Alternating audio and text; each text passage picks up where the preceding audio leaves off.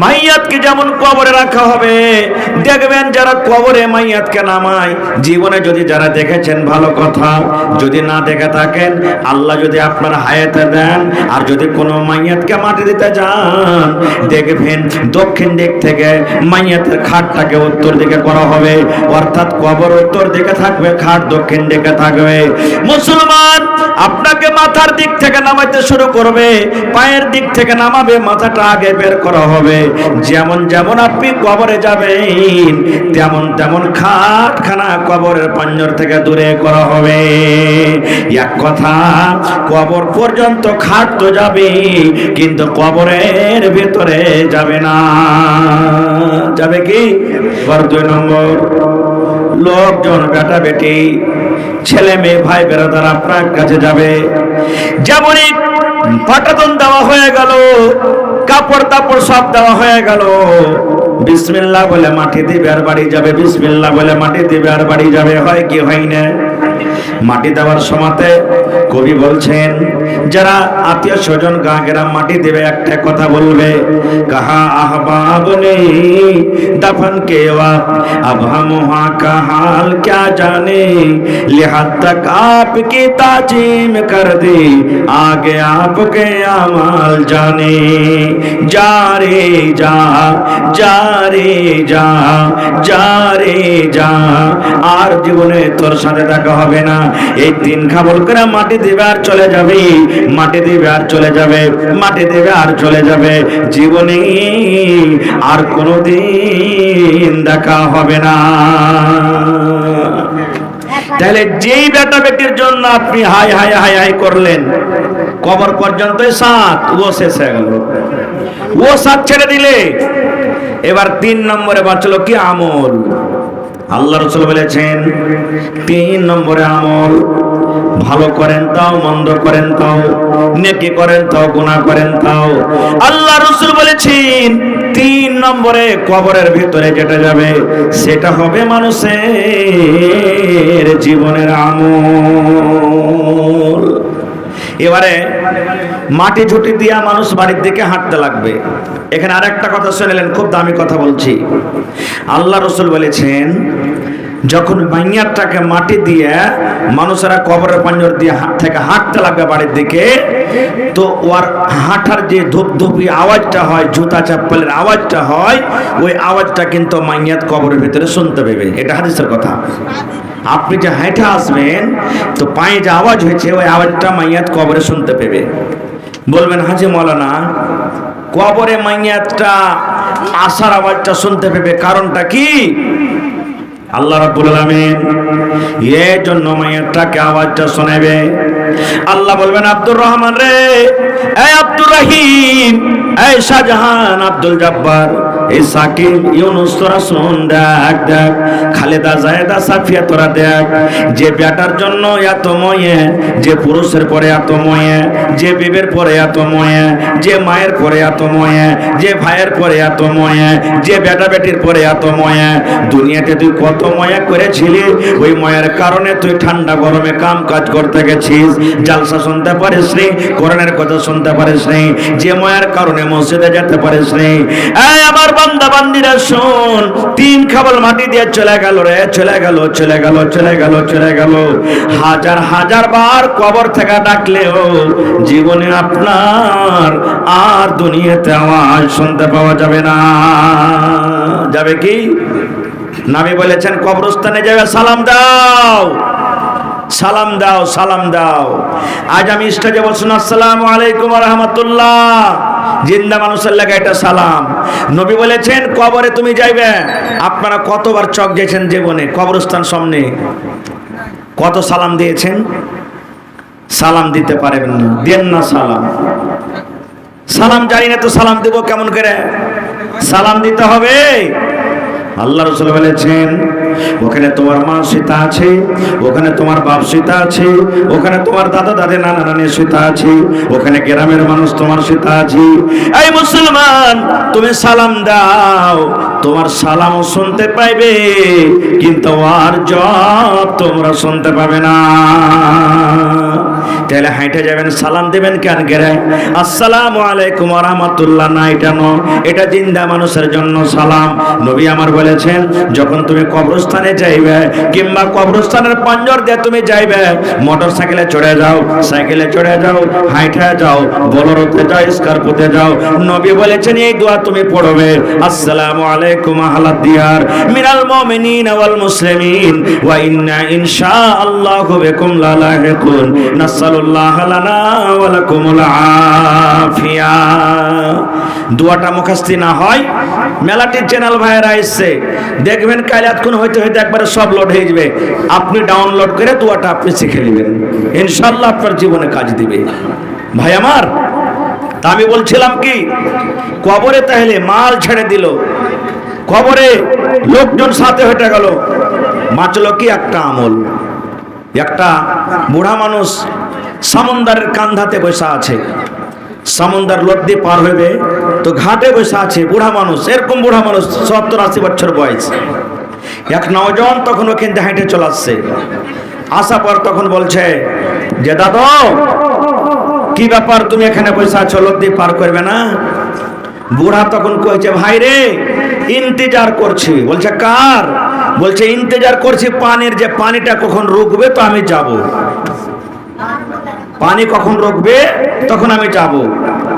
তখন ওই নওজওয়ান কইছে, দাদা তুমি সারা জীবন লদ্দি দিয়ে বুড়িয়া মেরে যাবে। কইছে কেন রে ভাই?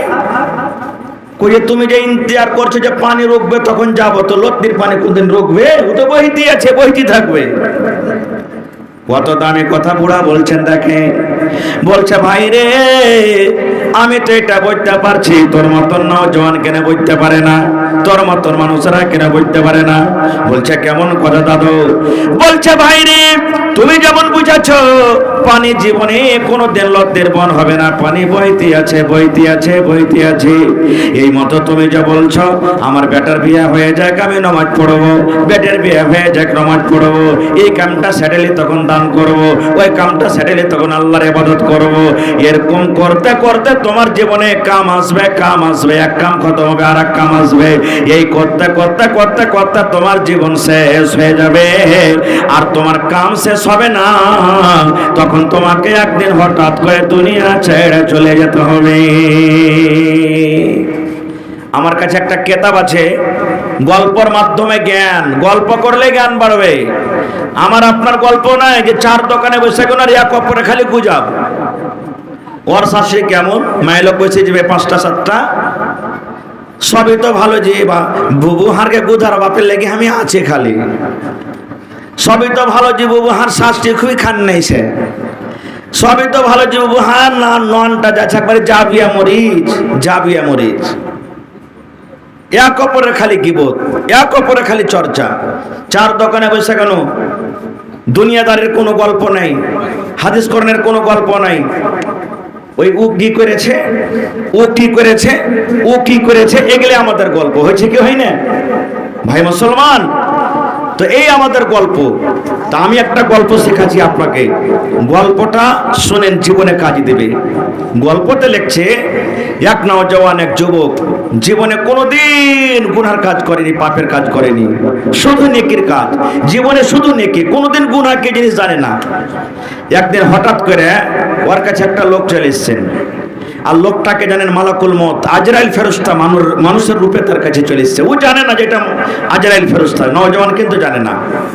আসার পর তখন সালাম টালাম দিয়ে পাঞ্জরে বসেছে, বসার পর তখন ওই বুড়া নওজওয়ানকে বলছে যে এই আল্লাহর বান্দা তোমাকে একটা কথা বলবো।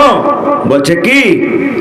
বলছে তুমি তো খুবই নেককার মানুষ, নেকির কাম করো, কিন্তু একটা কথা তুমি জেনে রাখো, তুমি কখন মরবে তোমাকে একটা আমি পাহচান দিয়ে যাচ্ছি, একটা চিনার দিয়ে যাচ্ছি। বলছে কি? বলছে যখন তুমি মরবে তো মরার আগে তোমার কাছে চিঠি আসবে এখানটা, মরার আগে চিঠি আসবে, ওই চিঠিখানটা যখন তুমি দেখতে পাবে তখন মনে করে লিও যে আমি আব মরে যাব। এই নওজওয়ান তখন বলছে সত্য বলছে তুমি? বলছে হ্যাঁ। তখনই ভাই ওর কথাটা শুনে যত দুনিয়ার গুনহার কাম সব করতে লাগলো। হ্যাঁ মরবো তখন ওর আগে চিঠি আসবে, তখন নেক তোবা তিল্লা করে নেক হয়ে যাব। সব গুনার কাম ছেড়ে দেবো। এখন তো দুনিয়ার মজা নিয়ে এলি, জেনা করতে শুরু করলো, মদ পান করতে শুরু করলো, মানে দুনিয়ার যত পাপ সব করতে লাগলো। কতদিন পাপ করতে আছে করতে আছে করতে আছি, বছর কেটে গেল, 2 বছর কেটে গেল, 5 বছর, 7 বছর, 10 বছর কেটে গেল। এই মুসলমান এই গুনাহ করতে করতে করতে মাথার চুল পেকে গেল, দাঁত সব উঠে গেল, দাড়ি সব ধলো হয়ে গেল, মাঞ্জা টেড়া হয়ে গেল, দাঁত উঠে গেল, চামড়া জড়ো হয়ে গেল, কানে কম শুনতে লাগলো, চোখে ঝাপসা দেখতে লাগলো। কিন্তু বন্ধুরে চিঠি তার কাছে আসে না। মানুষের একটা গুনাহ করার টাইম থাকে না, থাকে না? গুনাহ করবার যেমনি 40, 50, 60 বছর হয়ে গেল, তখন ওর কিচ্ছু সুঝবে না। আর তখন কবে আল্লাহ কি করনু, আল্লাহ কি করনু, আল্লাহ কি করনু। গুনাহ তো করলে নওজওয়ান, কিন্তু এখন 70, 80 বছর বয়স, সব দুনিয়াদারি শেষ। এখন ইন্তজার করছে কখন চিঠি আসবে, কখন চিঠি আসবে, কখন চিঠি আসবে। এই করতে করতে ঠিক যেদিন বয়স 80, 90 বছর হয়ে গেল, মালাকুল মউত অর্থাৎ ওই মানুষের রূপে যে এসেছিলেন ফেরেশতা, হঠাৎ করে তার কাছে হাজির হয়ে গেল। হাজির হওয়ার পর তখন ওই লোকটা খুশি হয়ে বলছেন, তুমি কি আমার জন্য চিঠি এনেছো? বলছেন না। বলছে তাহলে কেন এনেছো? বলছে আল্লাহর বান্দারে, আজকে আমি তোমার জান খানা কবজ করতে এসেছি, তোমার জান কবজ করতে এসেছি আজ। এই বুড়া লোকটা তখন রেগে গেছে, বলছে কেমন কথা বলছো, তোমার কথার কোনো দাম আছে না নাই? আরে তুমি তো বলেছো যে যখন তুমি মরবে, মরার আগে একটা চিঠি আসবে, তুমি আমাকে জীবনে কোনোদিন চিঠি দাওনি, কিছু যাওনি, আর হঠাৎ করে তুমি আমার জান কবজ করতে চলে এসছো মানে? তখন মালাকুল মউত বলছেন, আল্লাহর বান্দা চিঠি আসেনি? বলছেন না। বলছে চিঠি পাওনি? বলছে না। বলছে আল্লাহর বান্দারে, আমি দেখতে পাচ্ছি তোমার কাছে এখন নয়, কয়েকখানটা চিঠি এসেছি, কিন্তু তুমি জীবনে চিঠিকে ভালো করে পড়নি। আরে চিঠি তো তোমার কাছে এসেছে আমি দেখতে পাচ্ছি, আর তুমি বলছো চিঠি আসেনি। বলছে কই আমার কাছে চিঠি এসেছে, আমার কাছে তো চিঠি আসেনি। বলছে না চিঠি এসেছে। বলছে চিঠি এসেছে তো আমাকে দেখাও। এবার মালাকুল মউত বলছেন, আমি যখন তোমার কাছে আসি তখন তোমার বয়স কত ছিল? বলছে মোটামুটি 25 বছর। বলছে তোমার তখন দাঁত কি উঠেছিল না? বলছে এখন তোমার দাঁত আছে। বলছে না। আল্লাহর বান্দারে, তোমার দাঁত এখন মুখে একটাও নাই, তাহলে আর মানে হলো দাঁত উঠে যাওয়া মানে আল্লাহর পক্ষ থেকে এটা একটা ওয়ার্নিং, একটা চিঠি হয়ে গেল। আমি যখন আসি তোমার মাথার চুলগুলা কালো কস হয়েছিল, এখন দেখো মাথার চুল পেকে গেছে, এর মানে এটা আল্লাহর পক্ষ থেকে একটা চিঠি। আমি যখন তোমার কাছে আসি তোমার চোখ সুন্দরভাবে দেখছিল, এখন বিনা চশমাতে দেখতে পাও না, চোখ তোমার ঝাপসা ঝাপসা দেখছে, এর মানে আল্লাহর পক্ষ থেকে একটা চিঠি। আমি যখন আসি তুমি কড়কড়ে নওজওয়ান ছিলে, এখন দেখো বুড়ার কারণে তোমার কোমরখানটা ভেঙে গেছে, এটা হলো আল্লাহর পক্ষ থেকে একটা চিঠি। এই নওজওয়ান, এত এত চিঠি থাকা পর তুমি বলছো আমার কাছে চিঠি আসেনি, তোমাকে সময় দেওয়া হবে না রে, হবে না। ওই গুনার হালাতে, গুনার অবস্থাতে তার জান খানা কবজ করে নিয়ে চলে গেল। এই জন্য ভাইরে, মত কখন চলে আসবে কেউ জানে না। না জানে? দুনিয়াতে যদি মত মানুষ জানতো যে আসবে, তাহলে সবাই নেককার হইত। আর দুনিয়াতে মরার পর যদি মানুষের বডিটা যদি সড়া না গলতক, না গলতক, না সেন্ট করতো, দুর্গন্ধ করতো, তাহলে একটা আলমারিতে বোঝ করে করে মানুষ রাখতো, রাখতো না? সুবহানাল্লাহ। ভাই মুসলমান, তাহলে মানুষকে যখন কবরে রেখে দেওয়া হয়, তার সাথে কি হয়, কিভাবে সওয়াল জবাব হয়? 3টা সওয়াল কবরের ভিতরে হবে। কয়টা হবে সওয়াল? কথা বলেন। বিসমিল্লাহ। শিখালেন ভাই, জীবনে কাজ দিবে। ছোট বড়, মা খালা, নওজওয়ান, সবাইকে আমি বলছি জীবনে কাজ দেবে। 3টা সওয়াল আমাকে করা হবে, আপনারাকে করা হবে, মহিলারাকে করা হবে, আলিম, হাজি, গাজী, দুনিয়াতে যে কোনো মানুষ হোক 3 টাকার কবরে সওয়াল হবে। যদি সওয়ালের জবাব দিতে পারলেন সব জায়গাতে কামিয়াব, আর যদি সওয়ালের জবাব দিতে না পারলেন তাহলে কিন্তু ফেরেশতারা উল্টা পাল্টা মায়ের শুরু করে দিবে। এমন মায়ের মারবে, হাতুড়া হবে, লোহার হাতুড়া, যাকে গুরিজা বলা হয়েছে। এত ভারী ভারী হাতুড় হবে, সুবহানাল্লাহ। একটা হাতুড়, একটা গুরিজা যদি পাহাড়ের মারা হয় তো পাহাড় ছাতো ছাতো হয়ে যাবে, এরকম গুরিজাতে মানুষকে মারা হবে। কবরে এমন ভাবে চাপন দেওয়া হবে, চাপবে কবরে, এমন করে চাপবে, এদিকার পাশলি এদিকে আসবে, এদিকার পাশলি এদিকে চলে আসবে, এত করে কবরের ভিতরে চাপন দেওয়া হবে, সুবহানাল্লাহ। ভাই মুসলমান, প্রত্যেক মানুষকে জানা দরকার কি কি কবরে সওয়াল হবে। আজকে আমরা এই জিনিসগুলোর পরে ধ্যান দিই না, এই জিনিসগুলোর পর আমরা ধ্যান দিই না। আল্লাহ নবীর জামাই হযরত ওসমান গনি রাদিয়াল্লাহু তাআলা আনহু যখন কবরকে দেখতেন, কান্দা কান্দা কান্দা কান্দা চোখ দিয়া পানি ঝরে সমস্ত দাড়ি পর্যন্ত ভিজে যেত, এত কবরকে দেখে কাঁদতেন। কোনোদিন কাঁদছি? মা মরে গেছে, কার বাপ মরে গেছে, কার দাদু মরে গেছে, কার নানি মরে গেছে, ওরা তো আর নামাজ রোজা করতে পারবে না, ওর লেগে কোনোদিন দোয়া করছি না, কোনোদিন দোয়া করি না। আমি আপনি মরে যাব, আপনি যদি আপনার মা বাবার লেগে দোয়া না করেন তা আপনার মরে যাওয়ার পর আপনার ছেলেরাও আপনার জন্য করবে না। মাসে করেন একদিন, হপ্তাতে কমসে কম একদিন রাতে উঠে যান আপনি। হপ্তাতে না পারবেন 15 দিনে, না পারবেন কমসে কম মাসে আপনি বাড়ায় 2টাতে 3টাতে উঠে যান, উজু করে নেন, বাড়তে তো বাড়তে, মসজিদে তো মসজিদে কমসে কম 2 রাকাত নামাজ পড়েন, বেশি না করতে পারলে 2 রাকাত নামাজ পড়েন। 2 রাকাত নামাজ পড়ে তখন দোয়া করেন আল্লাহর কাছে। বেশি দোয়া যদি বলবেন আরবি জানি না, সূরাতুল ফাতিহা তো সবাই জানছে না জানে না? সূরাতুল ফাতিহা পড়ে দিবেন প্রথমে, আল্লাহুম্মা সাল্লি আলা আল্লাহুম্মা বারিক আলা দোয়া দুরূদ পড়ে দিলেন।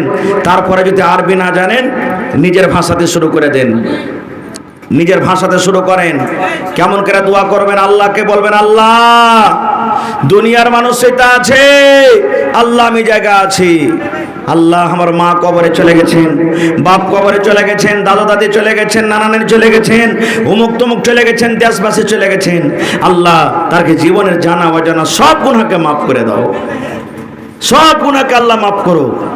এই দোয়া করতে করতে করতে করতে যদি খালি আল্লাহর ডরে আপনার চোখ দিয়ে 1 ফোঁটা খালি পানি যদি পড়ে যায়, কামিয়াব হয়ে গেলেন আপনি।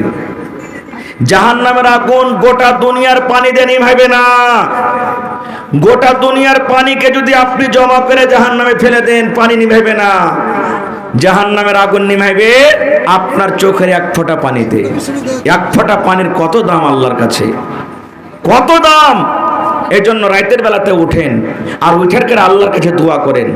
আল্লাহ কত বড় দয়ালু জানেন?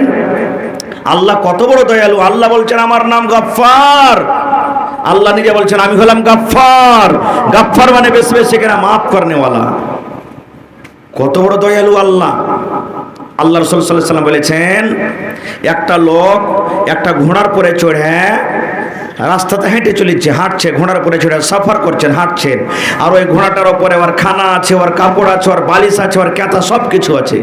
হাঁটতে হাঁটতে হাঁটতে হাঁটতে রোদের সময় একটা রাস্তাতে গাছ দেখেছে, গাছের তলাতে ঘোড়াটাকে রাইখে, মানে বান্ধেনি, ঘোড়াটাকে রাইখে একটু আরাম করে তখন যাব। যেমনই বসা খাস্তা না আলা মানুষ নিন চলিচ্ছে, চোখ খুলে যদি দেখছে তো ঘোড়া নেই, ঘোড়া নেই, খানা পিনা কিচ্ছু নাই, আশেপাশে কোনো গা গ্রাম নাই। এবার তখন গাছতলাতে বসে বসে আফসোস করছে। কি আফসোস করছে? হে রব্বুল আলামিন, কেমন করে আমি আর বাড়ি যাব? আমার জানটা কেমন করে বাঁচবি? কি খাবো? বাড়ি নাই, আল্লাহ পাঞ্জরে গা গ্রাম নাই, পানি টানি কিচ্ছু দেখতে পাই না। রব্বুল আলামিন, আমি মনে হয় এ গাছের তলাতে সুখিয়া সুখিয়া আমি মরে যাব।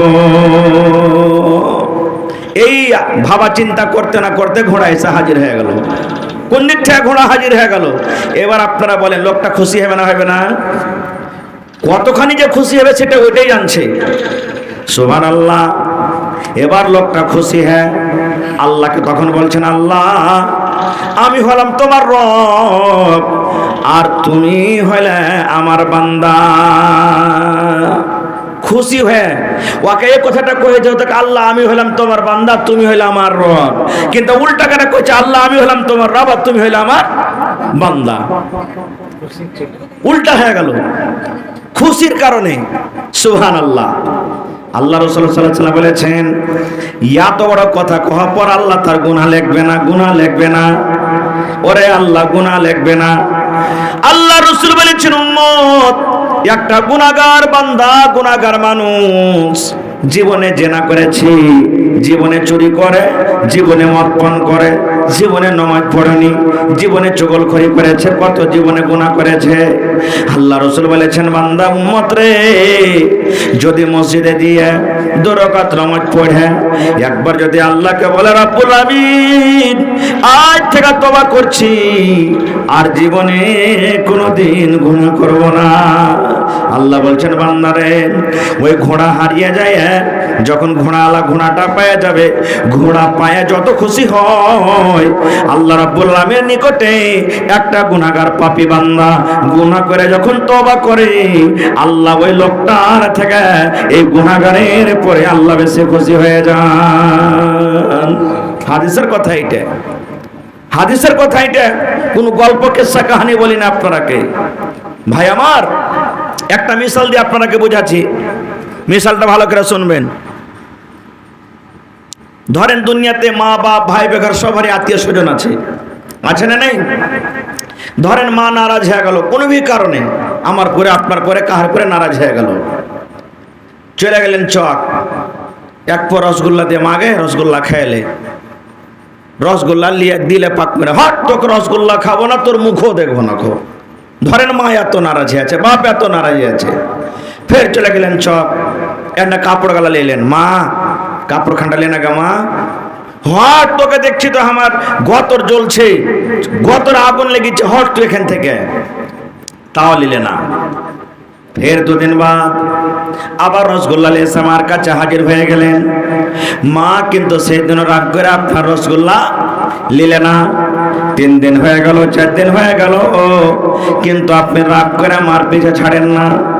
এই মুসলমান, হঠাৎ করে 3 দিন 4 দিন পর মার পা দুখান ধরে পড়ে গেছেন, আর মাকে বলছেন, মা গে আমার পরে তুই নারাজ হয়েছিস গে মা, আমার রসগোল্লা খালি না, কাপড় লিলি না, 500 পড়ে কিছু লিলি না, মা গে যতক্ষণ পর্যন্ত আমাকে তুই না মাফ করবি আমি তোর পা দুখান ছেড়ে দেব না। যতই দুনিয়াতে যতই মা হোক, বেটা বেটি যখন এরকম ভাবে পা ধরবে, মাফ করবে না? মা নিজে কানতে লাগবার, ওকে তোর হাওয়া মাকে কান্দা বুকে টেনে ধরবে, বলে যারে না জান যা তোকে মাফ করবো, করবে না? করবে না? এবার এটা মানুষের কথা বললাম। এবার মা কতখানি দয়া পেয়েছে? আল্লাহ হলেন 100টা দয়ার মালিক। কয়টা দয়া? হাদিসের কথাই 100টা দয়ার মালিক। আল্লাহ নিজের কাছে 99টা আল্লাহ দয়া রেখেছেন। তাহলে 100টাতে যদি আল্লাহ 99টা রাখলেন, তো মানুষকে দিয়েছে কত? একটা দিয়েছে। খালি মানুষকে দেয়নি, একটা রহমত ভাঙ্গা ভাঙ্গা ভাঙ্গা ভাঙ্গা যত দুনিয়াতে মানুষ এসেছেন, আছেন, আসবেন, সবাইকে দিবেন। কুকুরকে দিয়েছেন, বিলাইকে দিয়েছেন, সরকে দিয়েছেন, মাছকে দিয়েছেন, মুরগিকে দিয়েছেন, মুরগাকে দিয়েছেন, খেকসালিকে দিয়েছেন, ইন্দুরকে দিয়েছে, ইন্দুরের মাকে দিয়েছে, কুকুরকে দিয়েছে, কুকুরের বেটা বেটিকে দিয়েছে, জিনকে দিয়েছে। যত আল্লাহর মাখলুকাত দুনিয়াতে এসেছে, একটা দয়া ভাঙ্গা ভাঙ্গা ভাঙ্গা ভাঙ্গা ভাঙ্গা আল্লাহ দিয়েছেন। একটা দয়ার কামাল, মা বেটাকে ভালোবাসে, বেবি বেবি শাওহারকে ভালোবাসে, শাওহার বেবিকে ভালোবাসে, ভাই বোনকে ভালোবাসে, আল্লাহ পাড়া পড়োশি ভালোবাসে। দেখবেন একটা মুরগির বাচ্চা, 8টা 10টা মুরগির বাচ্চাটা আছে, আপনি পাঞ্জর দিয়ে হাঁটে যাইবেন, মুরগি মনে করবে আমার বাচ্চা কেমন হয় ধরতে আসছে, আপনার পিছে রি রি করে ছড়বে। আছে না নাই?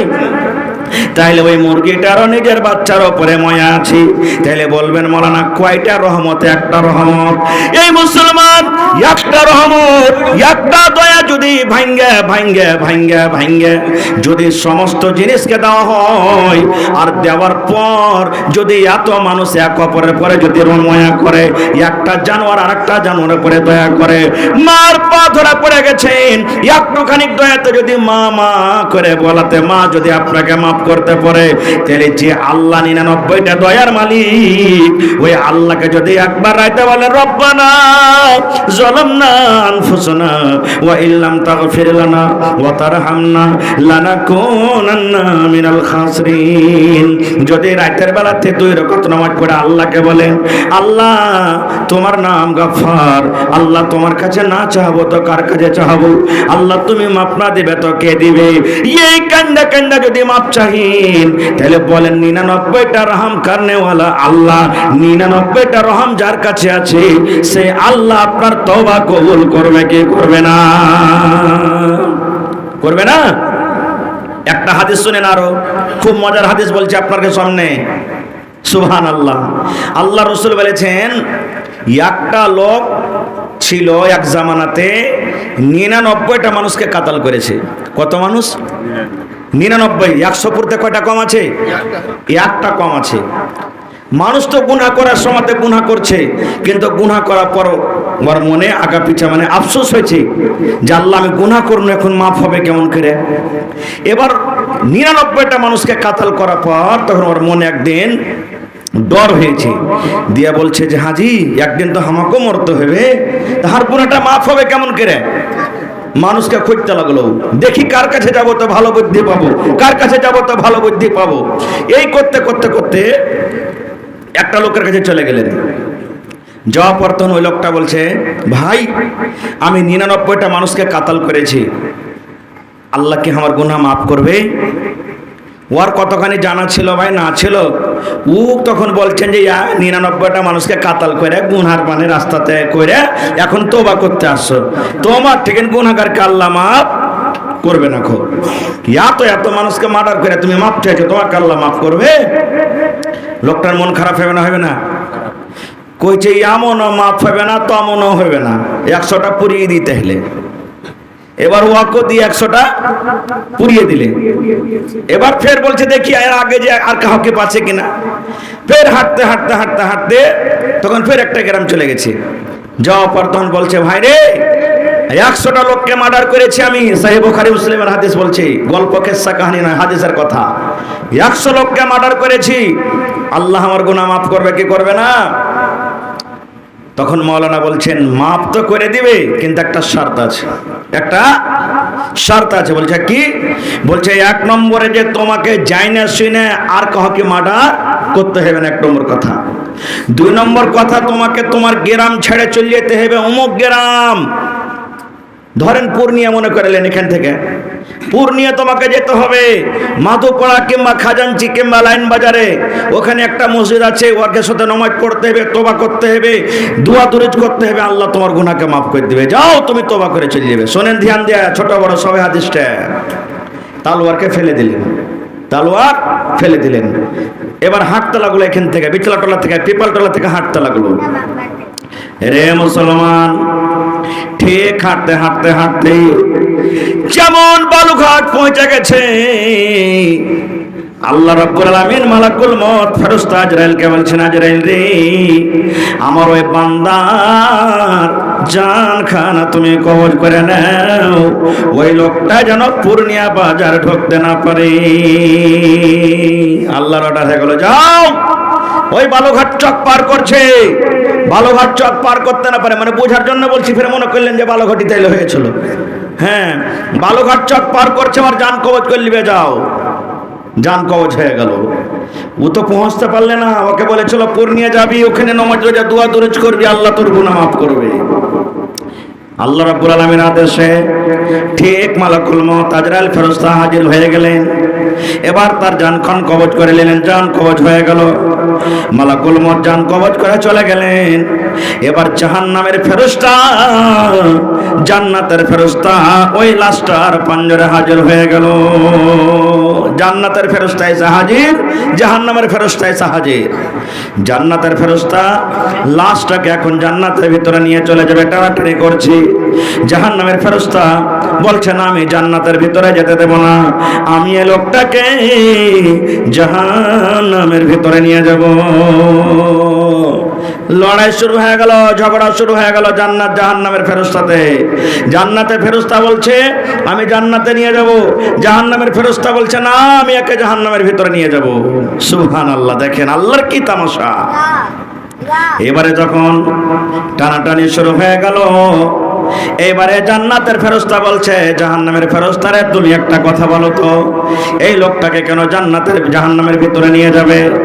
জাহান্নামের ফেরেশতা বলছেন, ও জান্নাতের ফেরেশতা, এই লোকটা জীবনে একটা নেকের কাম করতে পারেনি রে, জীবনে গুনাহ গুনাহ, জীবনে গুনাহ গুনাহ, আর ওপর থেকে 100টা লোককে মার্ডার করেছি, এই জন্য এই লোকটার খাতাতে একটাও নেকি নাই, এই জন্য লোকটাকে জাহান্নামের ভিতরে নিয়ে যাব। এবারে জান্নাতের ফেরেশতা বলছেন না, আমি তাকে জান্নাতের ভিতরে নিয়ে যাব। জাহান্নামের ফেরেশতা বলছেন কেন তুমি নিয়ে যাবে?